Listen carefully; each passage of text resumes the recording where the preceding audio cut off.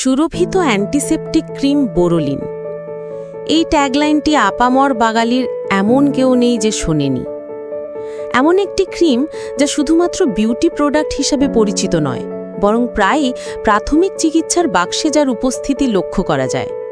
British আমলে বিদেশি পণ্যের সঙ্গে প্রতিযোগিতা করার জন্য স্বদেশী আন্দোলনের সময় আত্মপ্রকাশ করেছিল এই ক্রিম। এর আত্মপ্রকাশের পেছনে রয়েছে কলকাতার গৌরমোহন দত্তের ভূমিকা।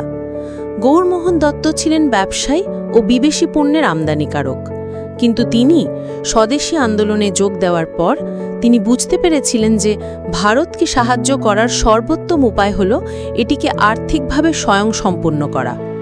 তাই তারা এমন পণ্য তৈরির সিদ্ধান্ত নিয়েছিলেন যা মানসম্মত বিদেশি পণ্যের সঙ্গে প্রতিযোগিতা করবে। অনেকে তার উদ্যোগের বিরোধিতা করলেও তিনি হাল ছাড়েননি। এরপরেই 1929 সালে বোরোলিনের আত্মপ্রকাশ ঘটে।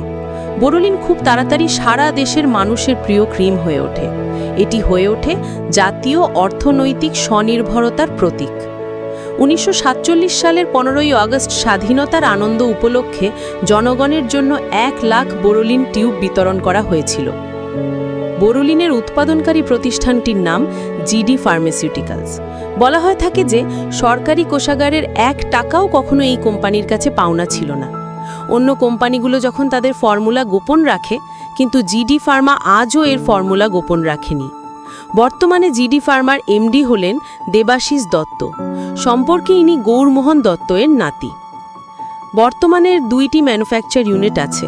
প্রথমটি চাকবাগি, ওয়েস্ট বেঙ্গল ও দ্বিতীয়টি গাজিয়াবাদ, উত্তরপ্রদেশ।